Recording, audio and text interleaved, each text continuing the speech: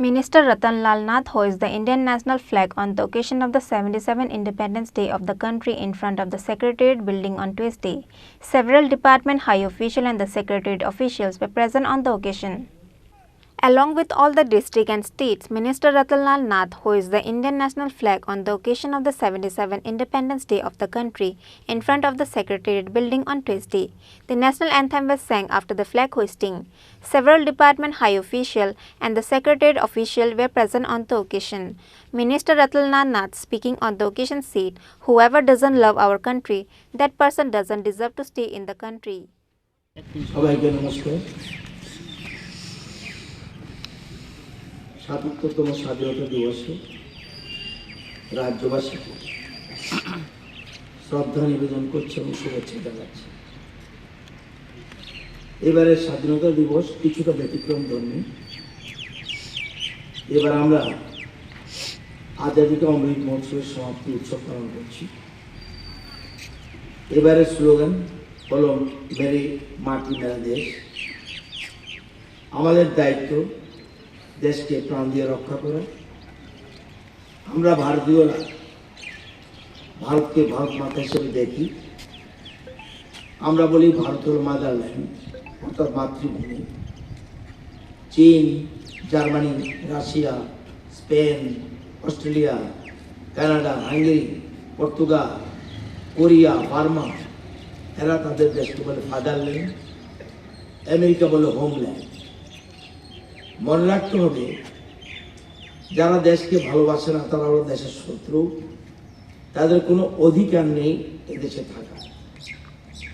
এই স্বাধীনতা দিবসে আমাদের সকলের দায়িত্ব এবং কর্তব্য হওয়া উচিত দেশের শত্রুদের চিহ্নিত করা।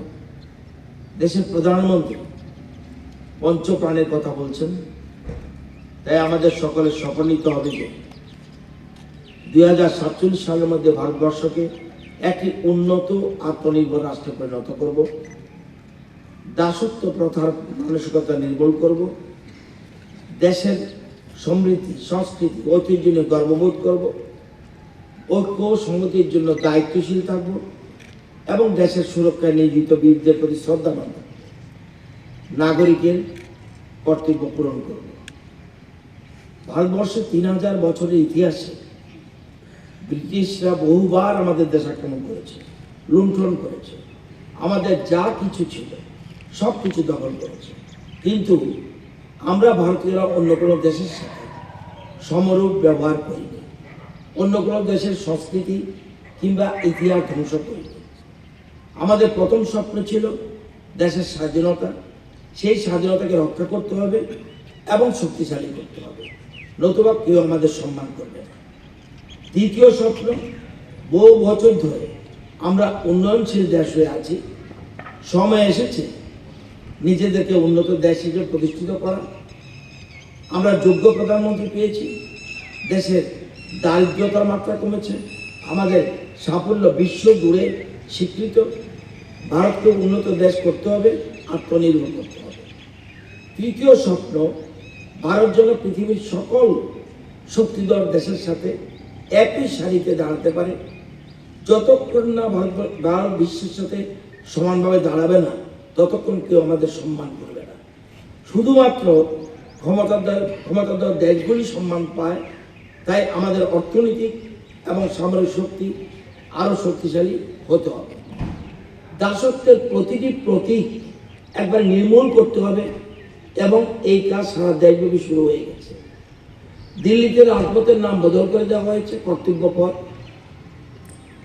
2000 সাল পর্যন্ত ভারতের বাজেট পেশ হতো সন্ধ্যা 5টায়, যাতে ইংরেজ অফিসাররা তাদের সুবিধার্থে ব্রিটেনে বসে ব্রিটেনের সময় সকাল 11টা বাজেট শুনতে পায়।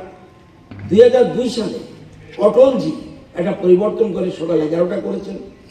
অতীতে 28শে ফেব্রুয়ারিতে বাজেট পেশ হতো, এটাও বর্তমান প্রধানমন্ত্রী পরিবর্তন করেছেন 1 ফেব্রুয়ারি। এছাড়া 92 বছরের পুরনো প্রথা সাধারণ বাজেট ও রেল বাজেট পৃথকভাবে হতো, সেটাও একত্রীকরণ করে পুরনো প্রথার বিলুপ্তি করা হয়েছে। 2016 সালের পূর্বে প্রধানমন্ত্রীর বাসভবনের পাশে রাস্তাটির নাম ছিল রেস কোর্স রোড, এটাও পরিবর্তন করে করা হয়েছে লোককল্যাণ মাঠ। প্রজাতন্ত্র দিবসের উদযাপনের পরে অনুষ্ঠিত মিটিং রিট্রিট অনুষ্ঠান থেকে প্রার্থনার গান অ্যাবাইড উইথ মি সরিয়ে দেওয়া হয়েছে। এখন করা হয়েছে বিখ্যাত গান এ মেরে ওয়াতন গোলগো। ভারতের নৌবাহিনীর পতাকা থেকে দাসত্বের প্রতীক সরিয়ে দেওয়া হয়েছে। পতাকা থেকে সরিয়ে দেওয়া হয়েছে লাল রঙের সেন্ট জর্জ ক্রস। ওখানে লাগানো হয়েছে ছত্রপতি শিবাজির রাজকীয় সিলমোহরের স্বতন্ত্র অষ্টভুজাকার নকশা। আন্দামানের হ্যাভলক দ্বীপের নাম রাখা হয়েছে স্বরাজ দ্বীপ, নীল দ্বীপের নাম শহীদ দ্বীপ, রস দ্বীপের নাম নেতাজি সুভাষচন্দ্র বোস দ্বীপ। পঞ্চম জর্জের মূর্তি আর এখন নেই, সেখানে বসেছে নেতাজির মূর্তি। 1986 সালের পর অর্থাৎ 34 সালের পর দেশের নতুন জাতীয় শিক্ষানীতি 2020 প্রণয়ন করেছে। দেশের শিক্ষার্থীদের একবিংশ শতাব্দীর উপযোগী করে তোলা এবং ভারত যেন বিশ্বগুরুর আসনে বসতে পারে। এপিজে আব্দুল কালাম বলেছেন, ক্ষুদ্র লক্ষ্য নির্ধারণ করা অপরাধ, লক্ষ্য সবসময় বড় হওয়া উচিত। প্রাক্তন প্রধানমন্ত্রী অটল বিহারী বাজপেয়ীর চোখে ভারত হল भारत जमीन का टुकड़ा नहीं है, हिमालय इसका मस्तक और गौरी शंकर शिखर है, कश्मीर किरेत है, पंजाब और बंगाल दो विशाल कांधे है, विंध्याचल घाटी है, नर्मदा राजधानी है, पूर्व और पश्चिम घाट दो विशाल जांगे है, कन्याकुमारी इसका चरम है, सागर पार वक्रतल है, प्रवास के काले काले में इसके कुंतल केश है, चांद और सूरज इसके आरती उतारती है। ये बंधन का भूमि है, ये अभिनंदन का भूमि है, ये अर्पण का भूमि है, ये तर्पण का भूमि है। इसका नदी नदी हमारे लिए गंगा है, इसका कंकर कंकर हमारे लिए शंकर है। हम जिएंगे तो इस भारत के लिए और मरेंगे तो इस भारत के लिए, और मरने के बाद भी किसी ने गंगा जल में बहते हुए अस्थियों को अपने कान पे लगाकर सुनना तो एक ही आवाज आएगी, भारत माता की जय।